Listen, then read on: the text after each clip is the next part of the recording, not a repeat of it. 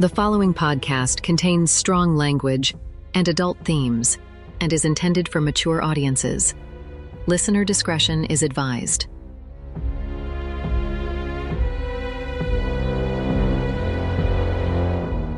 Heinke Digital presents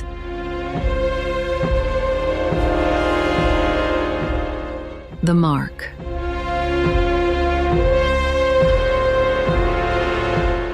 Who's afraid?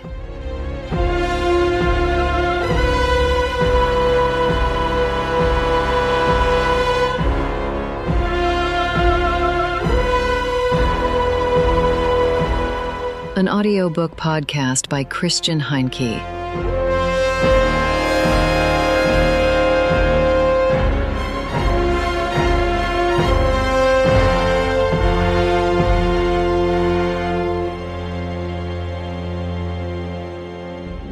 Chapter 3, 28 Days. The Institute of Zoology at the University of Hamburg is somewhat tucked away in the Eimsbüttel district, situated at No. 3 Martin Luther Square. The building's architectural style fluctuated between Bauhaus and a typical German high school. The gray, cold morning sky enhanced Ruth's impression of the structure as uninviting. She had never felt at home in Hamburg. Having spent her entire life in a city like Lüneburg, the vastness of a metropolis like Hamburg felt absurd. Ruth entered the building and quickly glanced at the information board in the entrance area. Before she could orient herself, a young man with dreadlocks hurried past her, wearing a greasy German army parka and a Palestinian scarf. The eternal recurrence of the same, Ruth thought. Dieter Baumann-Schmitz, with whom she had dated in high school, was so incredibly progressive that he carried his equally liberated mother's double name like a banner. Ruth had never slept with him during the class trip, only with Carmen Dietz. That revelation had clashed with Dieter's enlightened worldview. Despite his otherwise good manners, he had unleashed a torrent of unfriendly remarks when they parted. In that moment, she sensed impending trouble, as her heart yearned for connections with individuals of the same sex. Ruth followed the awkward reminder of her past into a lecture hall where about 100 students listened to a woman. She slipped inside and paused. She noticed more female students in attendance and saw one of them turn, seek her gaze, and smile. Ruth smiled back. Only then did she spot Marie. She had aged a little but remained a striking woman. "I wonder what you want here?" Marie asked aloud to the hall. The question made Ruth flinch. It took her a moment to realize it was a rhetorical question directed at the audience. Marie didn't seem to have noticed her yet. "Even though this is supposed to be an introduction to mammalogy, it's always this very event that draws you all in such numbers." Marie glanced down at her own attire. She wore a simple, elegant outfit with a white coat that rendered her quite inconspicuous. "It can't be my appearance." The audience laughed at her clever remark, but she silenced them with a look. "All right then, let's discuss what you're so incredibly interested in. Let's talk about cryptozoology. What animals come to mind in this area?" No one responded. Then a shy girl raised her hand. "Nessie," she whispered. "Come again?" Marie asked. The girl turned bright red and stared down at her notepad in embarrassment. "Man, that was so stupid," hissed the boy next to her, the same boy from the foyer. "That was not a stupid comment from Ms. Schrenders at all, Mr. Mueller. I just want her to repeat it a little louder." Marie gave an encouraging wink to Ms. Schrenders. "Nessie, the Loch Ness Monster," she said a bit louder, defiantly meeting Mr. Mueller's gaze. He attempted to shrink down in his seat. "So you believe the Loch Ness Monster deserves serious scientific research?" Laughter erupted in the hall. Marie gestured for silence. "Well, Ms. Schrenders, you are absolutely right." Silence fell over the room. Marie approached the girl and patted her arm. The girl beamed. "She's good. I forgot how talented she is," Ruth thought with admiration. Marie walked to her desk, dimming the room lights as the projector cast a soothing blue square on the screen. She tapped a few keys on her laptop to start the presentation. On April 10, 1977, the crew of the Japanese fishing boat Zuiyo Maru retrieved their nets about 30 miles off the New Zealand coast and found this inside. Marie tapped a key, and a photograph of a decomposed carcass of a four-finned creature with a long neck and an elongated head appeared on the screen. The crew had hoisted it aboard with a crane after it got caught in their nets. Its resemblance to the Loch Ness Monster was striking. The Maru's crew took photos and measured the animal. It was 10 meters long and estimated to weigh several tons. Unfortunately, due to the overpowering odor of decay and an unknown liquid leaking from the torso, they threw the carcass back overboard. Marie displayed the next image, a photograph of a plesiosaurus. Ruth recognized it from Leonie's dinosaur books. Leonie, like every 7-year-old, had adored dinosaurs.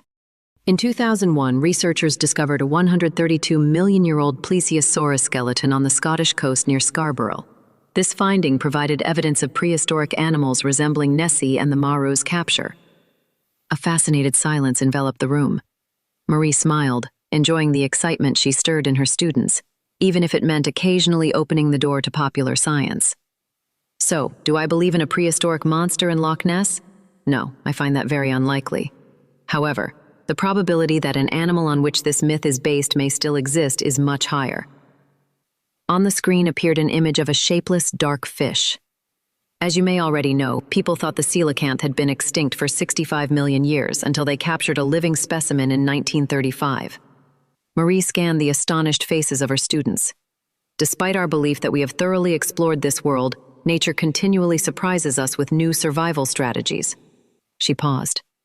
Let me clarify. I don't want to encourage you with my brief lecture to drop everything in search of dragons or unicorns. Laughter erupted.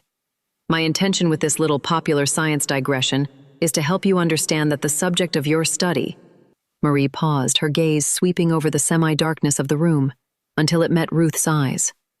Ruth nodded at Marie, who appeared cool and distant. Is life itself. Now Marie sought Ruth's gaze again.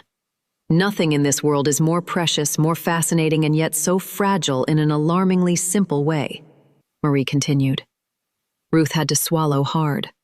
And yet life almost always endures. If necessary, it can even outlast the small matter of a few million years with this trick. That's why you should be here. That's what biology is all about. There's nothing more thrilling than uncovering the secrets of Mother Nature. Thank you. A wave of appreciative knocking on their desks filled the room. The young Mr. Muller stood beside Marie, stuttering as he spoke. He wanted to write his thesis in her course and was now desperately attempting to make amends. An apology to me isn't necessary, Mr. Muller. You should apologize to Mrs. Schwenders, Ruth heard Marie say. The boy smiled shyly and hurried after her. Marie and Ruth exchanged glances, lingering for a moment. Dieter Baumann-Schmitz, they both exclaimed in unison, surprising each other and then laughing. Ruth had shared stories about the infamous Dieter with Marie. Something we still share, Ruth thought. What are you doing here? Marie asked. I wanted to talk to you. Marie took a sip from her water bottle and nodded. So talk. Hello, darling, a deep, feminine voice said from behind them. Ruth turned around to see a tall blonde woman in a loose coat and scarf sizing her up. No, she was assessing me. Instantly, the hairs on the back of Ruth's neck stood up. The woman towered over Ruth, her radiant beauty overshadowing any earthiness a potato sack could suggest. She moved with an effortless confidence, as if she never needed to worry about such things. Her straw blonde hair framed her dark blue eyes, narrow eyebrows, and full lips. Ruth felt an immediate dislike. The woman offered Ruth a friendly nod, pulled Marie close by one arm, and kissed her on the lips a moment too long. And you are? Ruth asked, her tone probing. She smiled and extended her hand. Her grip was firm and dry, her hands rough. Diana Kerber, the woman introduced herself. You must be Ruth. Gotcha, Ruth replied. Marie's told me a lot about you, Diana said. Ruth raised her eyebrows. Oh, really? Diana nodded. Ruth felt her throat dry up and a twinge in her chest. She glanced between Diana and Marie, then cleared her throat. How did you two meet? She asked, trying to sound calm. Marie smiled, clasping Diana's arm. Diana bought my parents' house. Oh, was all Ruth could muster. I'm a pianist, you know, Diana continued.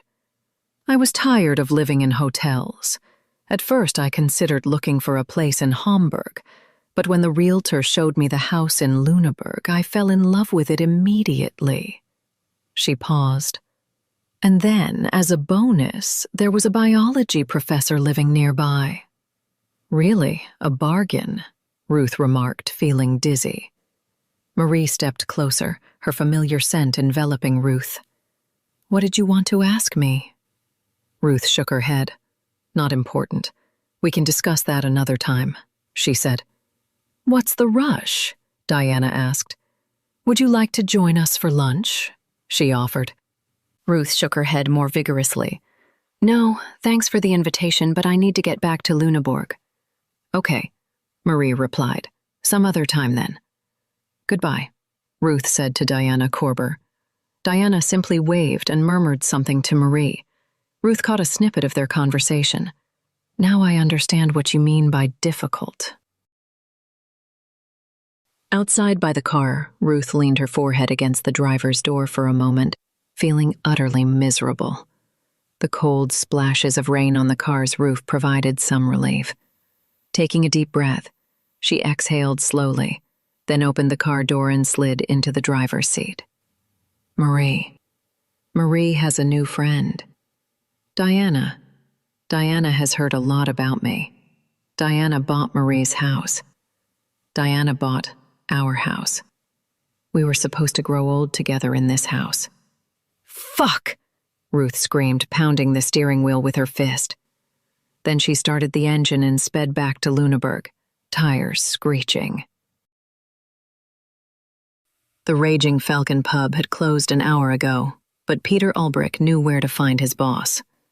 When she's having a moment, Red Ruth usually plays pool at the Raging Falcon, Schmidt had told him, adding in his broad Westphalian accent, "There's this black chick." Sure enough, a beautiful dark-skinned woman was polishing beer glasses behind the counter. Ulbrich asked her about Ruth, and she gestured toward the pool tables with a nod. He walked through the dimly lit space, following the reassuring clack of billiard balls. Ruth was at one of the last tables in the back, her focus unwavering as she lined up her next shot. Clack. The white ball rolled across the green felt and sank a ball into the middle side pocket with a satisfying sound. Did Schmidt tell you where I was? Ruth asked, still not looking up. Ulbrich cleared his throat before replying. He did, but the dirty light gray new beetle outside finally gave me the crucial clue. She raised her eyebrows. Not bad. Ulbrich grinned. Ruth leaned her cue against the wall and walked over to a small bistro table in the corner. A half-smoked cigar smoldered in an ashtray. She flicked off the compact block of ash and took a drag from the remaining cigar, which Ulbrich recognized as a Cohiba. Gerhard Schroeder smokes these too. Really? Ruth replied, exhaling smoke with satisfaction. Ulbrich fiddled with his belt, the black police uniform fitting him well. I've been looking for you all day, he finally said. Ruth nodded. I was in Hamburg. What were you doing in Hamburg? Ulbrich asked. I went to see an old friend. She's a biologist. I thought she might have some insights about what mauled the boy. And? She didn't have time, Ruth said curtly, squinting over Ulbrich's shoulder at Selina. It was better if Selina didn't find out about her visit with Marie. She was sensitive about Ruth's ex-girlfriend. That's it? Ulbrich asked. Yep, Ruth replied. Why do you ask? She inquired, tilting her head. You're completely hammered. He pointed at the dozen empty glasses on the table. Following his gaze, she nodded. Could be. You shouldn't drink so much, Ulbrich advised. Ruth nodded again. Do you find me attractive? She suddenly asked. Ulbrich blushed. Ruth smiled. I'm flattered. He looked at her, confused. You aspire to be my knight, she explained. That's nice. A bit over the top, but nice. I am nice, Ulbrich muttered. I'm not. Yesterday I knocked out one of your teeth. She pointed at his mouth. How's that tooth? She asked, genuine guilt in her voice. Ulbrich's smile faded. I miss it, he replied tersely. I'm sorry. She paused, considering. Maybe he was someone she could talk to. Would you like to hear something? She asked. Sure. Wait a minute. Ruth raised a finger and stood up, noticing the pub swaying around her. With the grace of a gunslinger, she made her way to the bar. Once there, she turned back to him and raised her finger again. Hold on. She pivoted and staggered toward the restrooms. The dark-skinned beauty behind the counter shot Ruth an understanding smile, before turning to Ulbrich and extending her hand. I'm Selina, by the way. Peter Ulbrich. Ruth's new colleague? Ulbrich nodded. My condolences. He shrugged. We're just working through some teething problems. Selina smiled, revealing perfect teeth that hinted at American origins. She glanced toward the women's restroom where Ruth had just disappeared. Yeah, that sounds like Ruth. She leaned in slightly, and Ulbrich caught a glimpse of her cleavage, which was striking. He focused on the advertising on a beer mat. I think you should postpone your conversation until tomorrow. She rarely drinks much, but today... She trailed off, her expression turning somber. The murder of the child, you know. It's all coming back up, I guess. What do you mean? You don't know what happened? Selina asked. No. After a long pause, she continued. Ruth lived with a woman who had a child named Leonie. Then the little girl disappeared without a trace. I didn't know that, Ulbrich whispered. Selina fell silent just as Ruth returned. Okay, Ulbrich, let's talk. Ulbrich shook his head. No, we'd better talk tomorrow. Do you want me to drive you home? She's staying at my place, Selina interjected. Ulbrich looked between them and nodded. Okay. See you tomorrow then, Chief. Ruth watched Ulbrich leave, puzzled. She sensed their conversation was important, but the alcohol had clouded her thoughts. What had Selina just said? I'm staying overnight? Selina leaned closer, her body pliable. Sure, she whispered in Ruth's ear. On the couch. Selina poured 2 glasses of tequila and handed one to Ruth. Ruth smiled, raised her glass, and toasted Selina. Sounds great. An eerie sound jolted Dennis from his sleep. A hiss followed by a dull growl faded into a steady, low rumble. It felt like something heavy walked past him. A monster, Dennis thought. A monster that had awakened and would eat him right here and now. He blinked, trying to open his eyes, but somehow they felt glued shut. It seemed to be some kind of bandage. Then he remembered that crazy man had caught him, beaten him, and put this bandage on him. He struggled to open his eyes again. The right eyelid hurt quite a bit, but he managed to pry it open. Through the gauzy veil, he stared at the enormous mouth of a Balrog. The eerie sound made sense now. The Balrog was such a powerful and evil creature that even Legolas the elf feared him. Dennis knew this because he had an action figure of Legolas, a gift from the Easter Bunny, though he had broken the elf's sword off the same day. His dad had scolded him and partly repaired it with superglue. Dennis tried to move, but zip ties bound him. He had seen something like that on TV when the police arrested someone. The Balrog remained still, which was little comfort. Such a creature was cunning. It had even defeated the mighty wizard Gandalf, who was almost as clever as Dennis's dad. He tried to slide away from the Balrog. The floor was damp and slippery, like in a cellar, or the underground realm of Moria, home to the dwarves. In a moment, the Balrog would devour him, and that would hurt a lot. He was on the verge of tears when a strange voice froze him. "Are you afraid of the heater?" the voice asked. Dennis was so shocked to hear a human voice that instead of crying, he just gulped. He tried to speak, but only a hollow croak emerged. "Wait," the voice said. It belonged to a little girl. Moments later, he felt a soothing plastic bottle against his lips. "Slow down. Not so fast," the girl commanded. It turned out to be Coke. He drank too quickly and choked, the sugary liquid trickling down his chin. Gee, what a mess. A thin sleeve brushed against his mouth. It smelled like it came out of a tomb. The bottle returned to his lips and he drank more carefully. Once he had enough, he turned his head away and she set the bottle down. He belched loudly. "You've been naughty, haven't you?" she said sternly. He looked around. What he had thought was a Balrog in the darkness turned out to be a radiant heater, something he recognized from the construction sites his dad sometimes took him to. "Who are you? Where are we?" he asked the little girl. "My name is Alice. I don't know exactly where we are." "I'm Dennis." In the dim light, he tried to see her face. She looked about his age, maybe a bit younger, with blonde hair braided into pigtails. It looked silly, but he refrained from saying so. Her face was dirty, and the light spots under her eyes showed she had been crying recently. He continued to survey their surroundings. They were in a small basement room, similar in size to his own. The concrete walls were old and crumbling, and a pockmarked steel door, once gray, was the only exit. Somewhere water dripped. The dwarf kingdom of Moria came to mind again. The girl looked at him.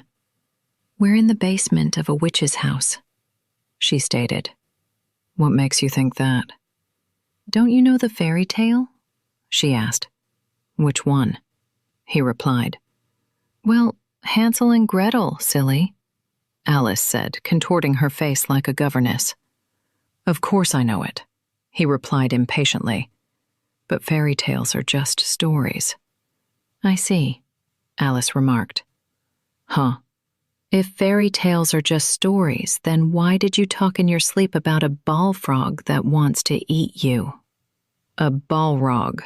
That's from Lord of the Rings," he replied tersely, trying to sound arrogant. His dad sometimes did that with the workers at the construction site, calling it earning respect. It seemed to work with Alice. "Never heard of it," she said. "Well, you're a girl," he shot back, realizing it might have been too harsh. "It's a movie," he added. Alice studied him. "You're not very polite to a lady. I bet you come from a bad family and get spanked often," she deduced. "No, I don't." "Well, I'm not allowed to watch movies like that. My mom thinks they have too much violence and make you stupid." He didn't know how to respond. All his friends had seen Lord of the Rings, so he had too. Plus, Legolas was cool.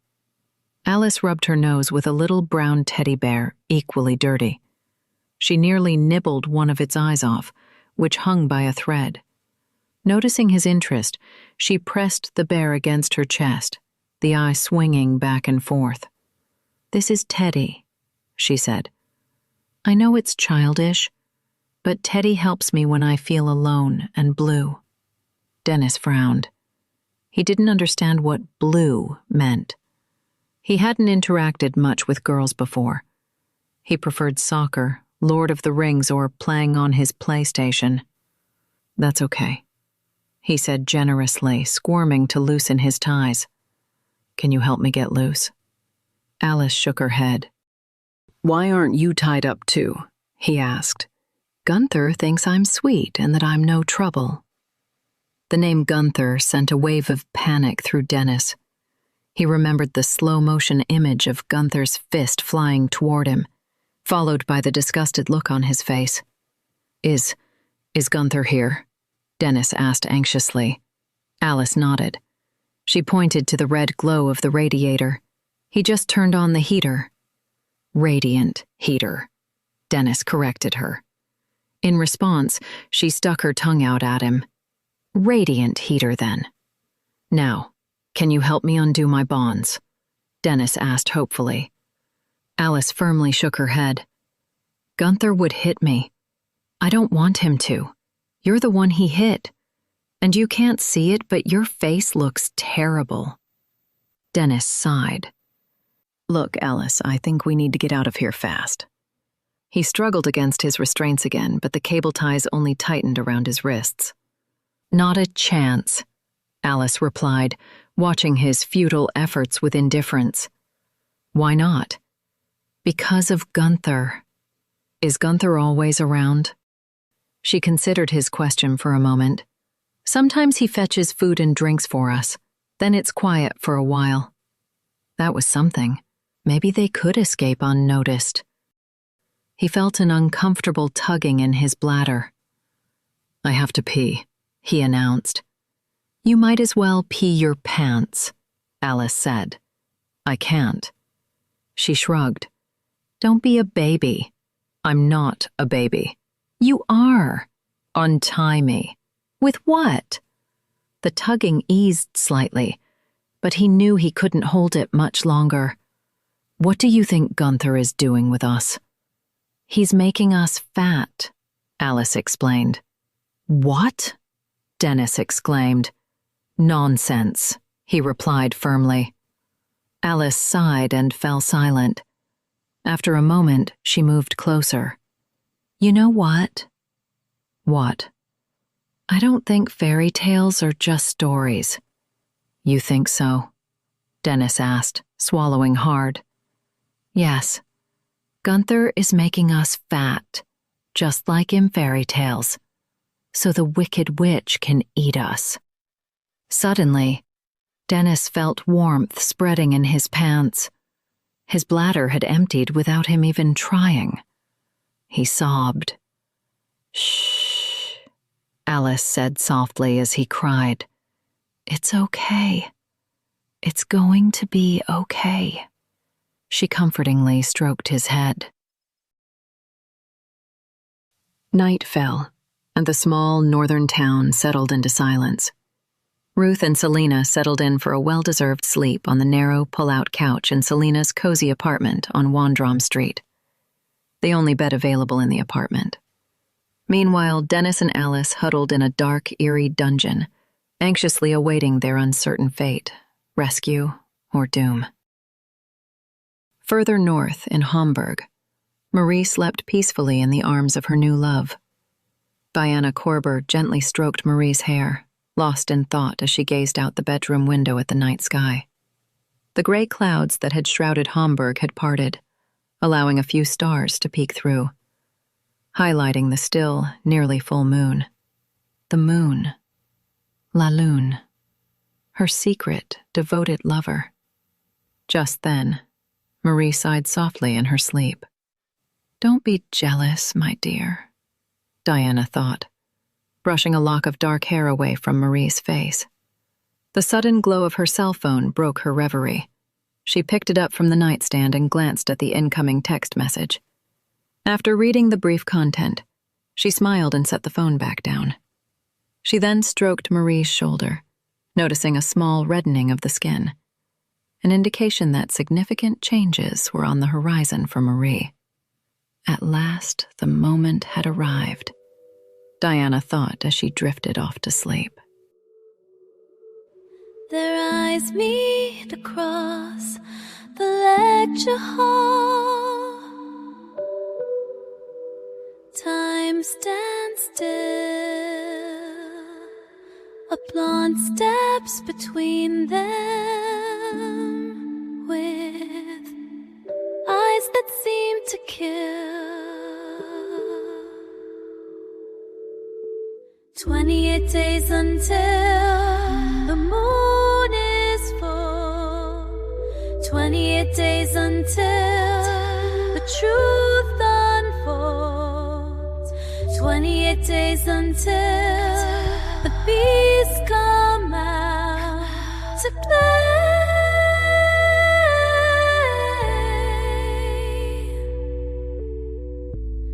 Memories flood through her mind.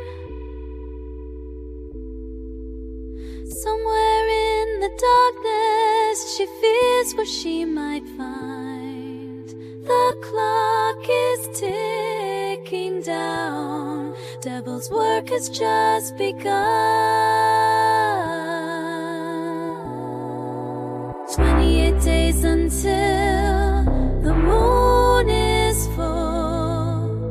28 days until the truth unfolds. 28 days until the beasts come out to play.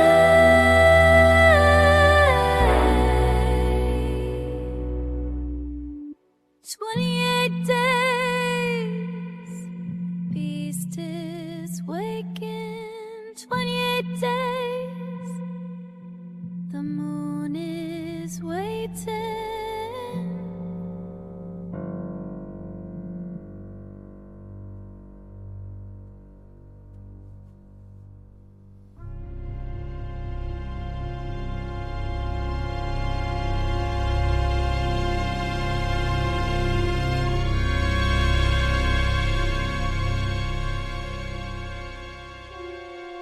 Thank you for listening. To learn more about Heinke Digital audiobook podcasts and its author, Christian Heinke, please visit heinke.digital.